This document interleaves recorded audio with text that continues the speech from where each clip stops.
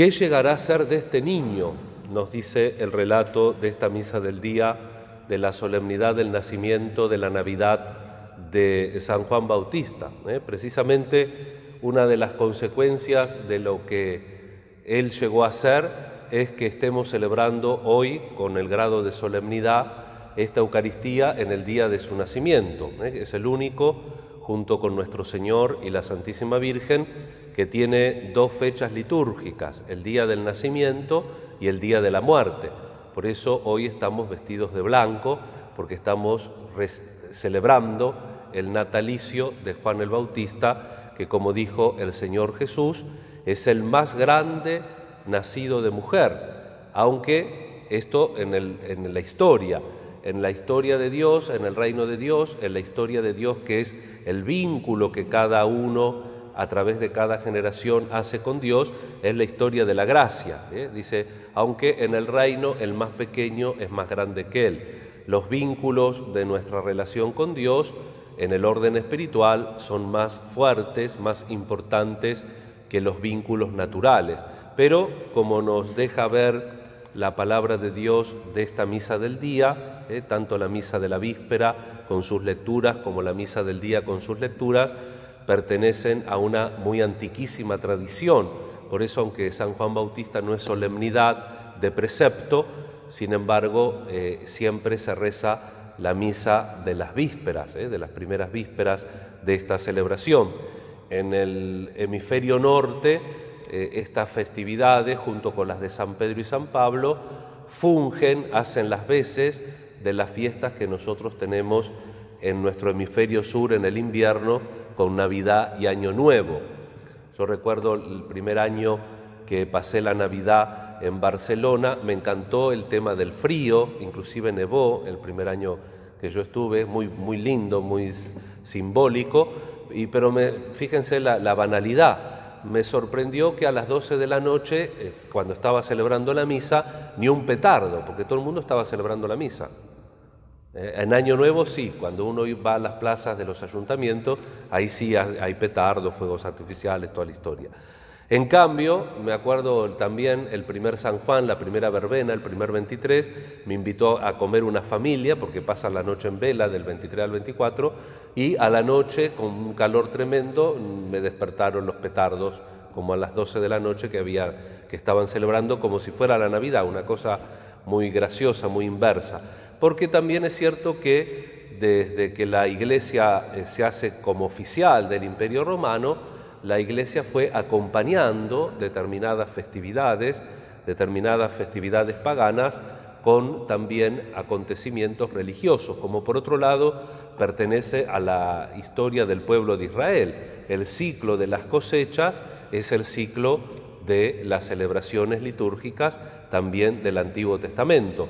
La Pascua, Pentecostés, en el hemisferio norte van acompañando el ritmo precisamente de las cosechas, de la creación, porque evidentemente si todo sale de Dios, todo tiene atravesado esa razón, esa coherencia intrínseca que nos permite también realizar nuestra vida temporal, pero con ese condimento y con esa fuerza y con esa importancia de la vida espiritual. Por eso la primera lectura pone la profecía de Isaías y yo te destino a ser luz de las naciones, al profeta Isaías.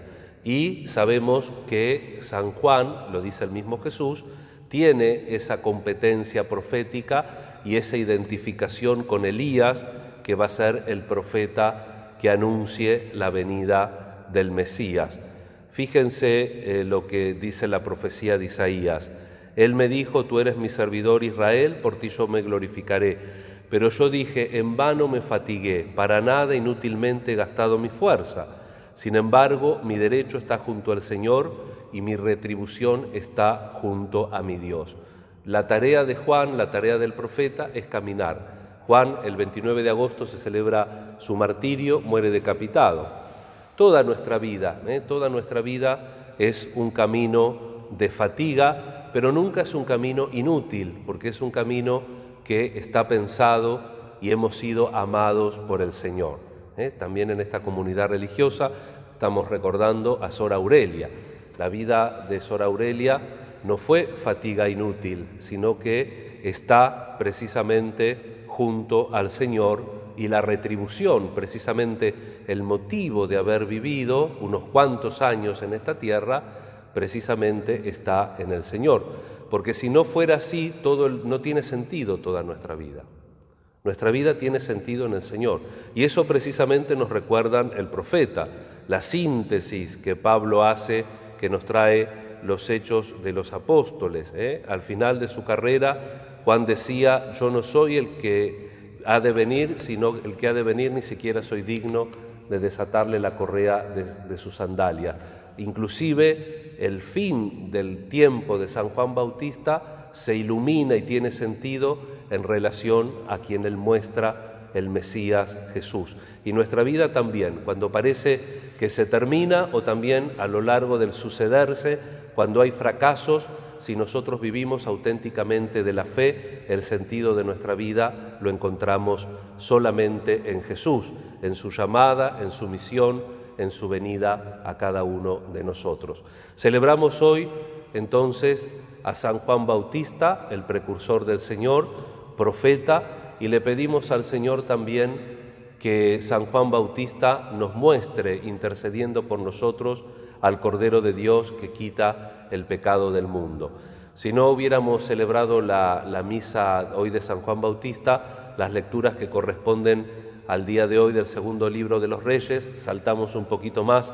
Ayer estábamos en el siglo VIII, en el año 700 a.C., hoy nos vamos del 639 al 608, que es el reinado de Josías, un rey que comienza a hacerlo a los 8 años, un rey que muere joven, 30 años solamente lo dejan gobernar, y este rey era un rey justo, chiquito pero justo, y reformando el templo encuentran unos rollos del Deuteronomio que se había perdido, y entonces, comenzando a leer, el rey, que era joven pero que no era iluso, se da cuenta qué distancia había entre lo que leían, lo que el pueblo le había prometido al Señor, y lo que el pueblo en ese momento estaba haciendo.